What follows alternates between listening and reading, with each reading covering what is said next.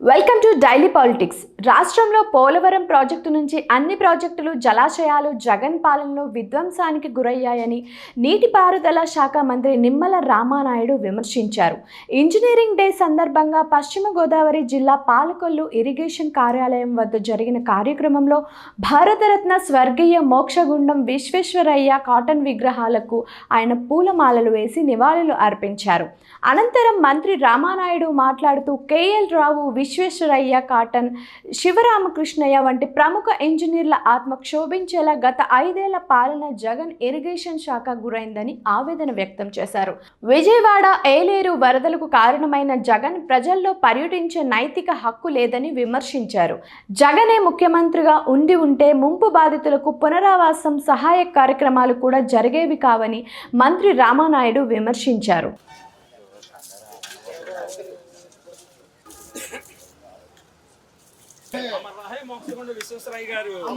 5 సంవత్సరాల్లో ఎక్కడ కూడా డిపార్ట్మెంట్ ద్వారా మళ్ళీ ఒక్క వేడుక గాని, వారి యొక్క ముందు చూపు గాని, వారి యొక్క ఏదైతే మార్గదర్శకత్వం గాని యువ ఇంజనీర్లకు చెప్పేటువంటి ప్రయత్నం మరి గత ప్రభుత్వం చేయలేదు అని అంటే నిజంగా ఆ ప్రభుత్వంకు ఉన్నటువంటి ప్రయారిటీ ఏంటనేది, మన ప్రభుత్వానికి ఉన్నటువంటి ప్రయారిటీ ఏంటనేది దాన్ని బట్టి అర్థమవుతుందనే విషయాన్ని కూడా ఈ సందర్భంగా తెలియజేసుకుంటూ ఉన్నా.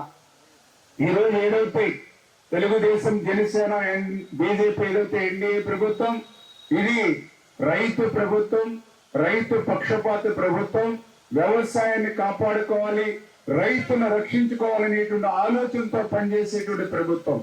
వ్యవసాయాన్ని కాపాడుకోవాలి, రైతును రక్షించాలి అని అంటే ఖచ్చితంగా వారికి అవసరమైనటువంటి ఆక్సిజన్, నీరు, అందుకే ఆ సాగునీరు అందించడానికి, అదేవిధంగా దాటిని తీర్చడానికి ఏదైతే ఇరిగేషన్ శాఖ కూడా ఈ ప్రభుత్వం అత్యంత ప్రాధాన్యత ఇస్తుందనే విషయాన్ని కూడా ఈ సందర్భంగా తెలియజేసుకుంటూ, మరి ఏదైతే ఇప్పుడే మనం చెప్పుకున్నాం, ఏదైతే ఈ యొక్క మోక్షగన్న విశ్వేశ్వరయ్య గారు కానీ, కేఎల్ రావు గారు కానీ, మరి ఏదైతే కాటన్ మహాశయుడు కానీ, మరి ఏదైతే శివరామకృష్ణయ్య గారు కానీ, వీళ్ళందరూ ఎక్కడున్నా కూడా గత 5 సంవత్సరాల జగన్మోహన్ రెడ్డి పాలన చూసి వీళ్ళ ఆత్మలు కూడా క్షోభించేటువంటి విధంగా గత జగన్మోహన్ రెడ్డి పాలన ఆంధ్రప్రదేశ్ రాష్ట్రంలో ఉన్నటువంటి పరిస్థితి ఇది. నేనేదో ఒక ఇరిగేషన్ శాఖ మంత్రిగా ఉండి చెప్పట్ల, ఆంధ్రప్రదేశ్ రాష్ట్రానికి సేవలు అందించినటువంటి ఏ ముఖ్యమంత్రి కూడా మరి ఈ రకమైనటువంటి జగన్మోహన్ రెడ్డి లాంటి విధ్వంసానికి ఇరిగేషన్ శాఖలో పాల్పడినటువంటి పరిస్థితి లేదు. ఆఖరికి జగన్మోహన్ రెడ్డి తండ్రి సైతం ఎంతో కొంత ఇరిగేషన్ శాఖకి పనిచేయడానికి ప్రయత్నం చేశాడు. కానీ ఈ ఏదైతే మొన్న చూశారు ఇప్పుడు బుడమేరు, నిజంగా బుడమేరుకి వరదలకి కారకుడు జగన్మోహన్ రెడ్డి. అంటే నేనేదో ఈరోజు ఆయన ప్రతిపక్షంలో ఉన్నాడు కాబట్టి ఆయన మీదకి నెట్టాలనేటువంటి మాట నేను చెప్పట్లా. ఏదైతే గత 5 సంవత్సరాల్లో బుడమేరుకి ఆయన పాలనలో చేసినటువంటి దుర్మార్గం గురించి నేను మాట్లాడుతూ ఉన్నా.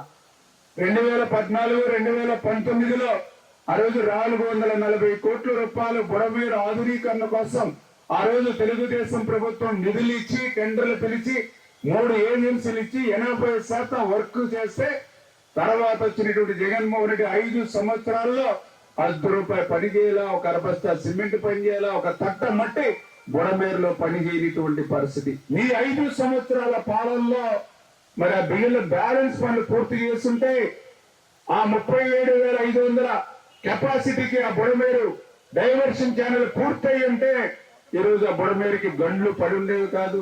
బుడమేరుకి ఆ 3 గంటలు పడకపోతే సింగనగర్కి కానీ, విజయవాడకి కానీ ఒక్క అడుగు నీరు కూడా వచ్చి ఉండేది కాదు. మీ 5 సంవత్సరాల పాలనలో ఏలేరు రిజర్వాయర్ పనులన్నీ కూడా అటకెక్కాయి. గత తెలుగుదేశం ప్రభుత్వంలో జరిగిన పనులు కూడా మీరు కొనసాగించలేదని అంటే ఆయన చెప్పినటువంటి సమాధానం చాలా విచిత్రంగా ఉంది. ఏదైతే వర్షాలు ఎక్కువగా పడ్డాయి, రిజర్వాయర్లో నీళ్లున్నాయి, కాలువలో నీళ్లున్నాయి, నీళ్లుండగా వర్షాలుండగా ఏం పనులు చేస్తామలేమని చెప్పి 5 సంవత్సరాలు నేను పనులు చేయలేదని మరి ఆ జగన్మోహన్ రెడ్డి చెప్పాడని అంటే, ఇటువంటి వ్యక్తి 5 సంవత్సరాలు ముఖ్యమంత్రిగా ఎట్లా ఎందుకు చేసుకున్నారో మాకు కూడా అర్థం కానిటువంటి పరిస్థితి. అంటే వర్షాకాలంలో వర్షాలు వస్తాయి, కాలువలు అన్న తర్వాత, డ్రైన్లు అన్న తర్వాత, సీజన్ లో నీరు వస్తుంది, అంత మాత్రం చేత వర్షాలు పడుతూ ఉన్నాయి, నీళ్లు వస్తూ ఉన్నాయి కాబట్టి మేము 5 సంవత్సరాలు ఇంకెట్లా పనులు చేస్తామని కనీస పని చేసేటువంటి ఇంగిత జ్ఞానం లేనిటువంటి వ్యక్తి ఈ రాష్ట్రానికి 5 సంవత్సరాలు ముఖ్యమంత్రిగా ఉన్నాడనంటే ఈ ఆంధ్రప్రదేశ్ రాష్ట్ర ప్రజల దౌర్భాగ్యంగానే ఈరోజు మనందరం కూడా గుర్తు పెట్టుకోవాల్సినటువంటి అవసరం ఉంది. అదృష్టవశాత్తు జరిగినటువంటి తప్పును తెలుసుకొని మొన్న జరిగినటువంటి ఎన్నికల్లో ఒక ప్రజా ప్రభుత్వాన్ని ఎన్నిక చేశారు కాబట్టి ఈవేళ అహోరాత్రులు, ఎందుకంటే మీరందరూ చూశారు, నేను కూడా చూశాను, 24 గంటల సమయంలో 2 గంటలు కూడా పడుకోలే ఈ రాష్ట్ర ముఖ్యమంత్రి చంద్రబాబు నాయుడు గారు. ఇంత లోతు నీళ్ళలో తిరిగాడు. ప్రతి రోజు కూడా వరద బాధిత ప్రాంతాలకు తిరిగారు. ప్రతి డివిజన్ కి, ప్రతి సచివాలయానికి మంత్రుల్ని, ఐఏఎస్ ఆఫీసర్ని ఇన్ఛార్జీలుగా పెట్టి మరి దగ్గర 5-6 లక్షల మంది ప్రజలు మరి నిర్వాసితులు అయితే వాళ్ళకి సేవలు అందించాం.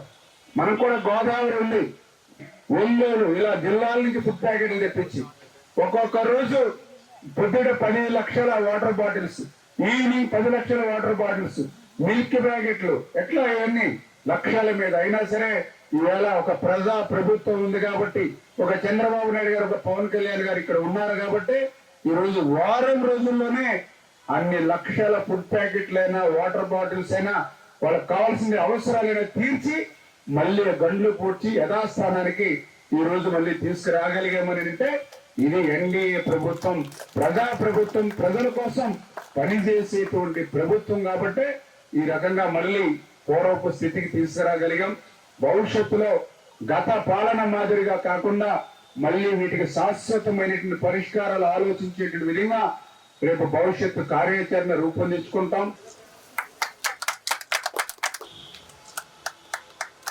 రామానాయుడు గారి నాయకత్వం, రామానాయుడు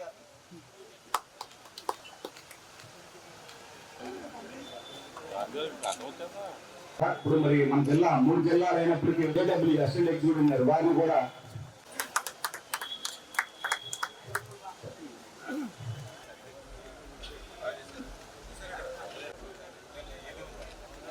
ఓకే సార్. వెళ్ళిపోతానంటే ఏమన్నా